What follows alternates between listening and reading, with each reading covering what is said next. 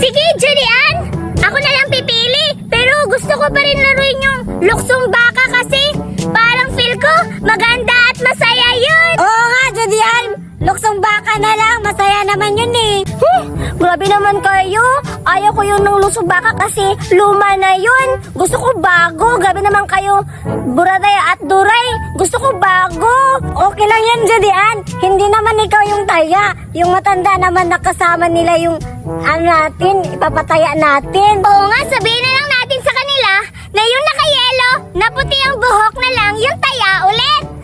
Mga bata, pwede ba yung naka-yellow na lang yung taya? Sige, siya na lang yung taya. Ikaw na lang yung taya. Oo nga, siya na lang din kasi ang pangit, parang kaldero. Ah!